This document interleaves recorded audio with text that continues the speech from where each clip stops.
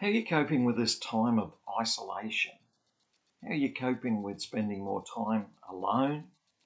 How's your study going? I want to reflect today on 3 new habits and skills that we can develop. Connecting with God in new ways, connecting with others in new ways, and connecting with ourselves in new ways. We can see this time of isolation and virus challenge as a time that we struggle to get over with. Or we can see it as a time of opportunity to develop new skills, to develop new approaches to the way we live our lives. Like the development of any skill, it takes time to learn. It takes practice. Psychologist Holt Lundstedt said loneliness is not just a feeling, it's a biological warning signal that we need to seek out other people. It's like a hunger signal. It leads us to seek out food or thirst, leading us to seek out water. Spending time with ourselves, spending time praying to God in new ways, and spending time to connect with others in new ways are skills that take time to practice and develop. At this time, you may find it harder to get to church meetings. That is, there can be less opportunity and a challenge to change to online church.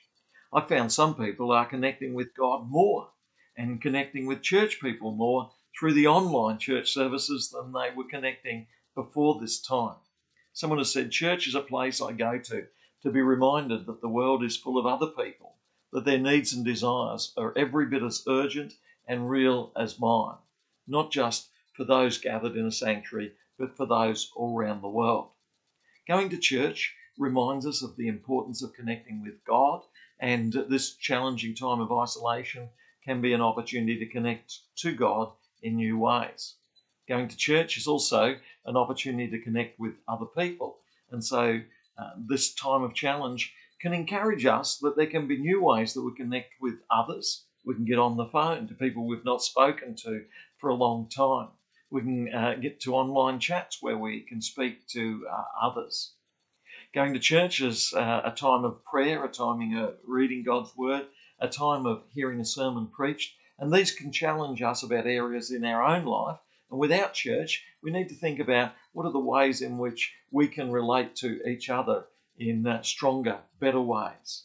This can be a time to begin a journal, a time to pray in new ways, a time to listen to new worship songs through other ways, online, a time to develop a prayer journal and to pray.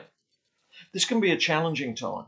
Boredom, sadness, bad habits, overeating, TV binging, but this can also be an opportunity to face up to what are the causes of boredom and sadness? What are the bad habits that we might struggle with? How can we develop greater resilience and skills to deal with these fresh challenges that we face? This is a time to challenge the inner critic that gives you negative thoughts. It's a time to develop greater resilience and strength so that we can cope with the challenges we face. This can be a challenging time, can also be a challenging time in our studies. That is, we can put off things that we might be pressured by others around us and physical presence of lecturers to do. We might need to develop new study habits. It's easy to procrastinate, and living at home, it's important to set goals and challenges and rewards and break times in order to set those skills that we need to develop, set those tasks that we need to develop.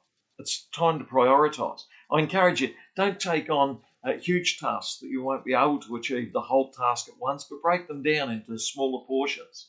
Prioritise and think about, what can I begin with? What's a small task that I can do to get started?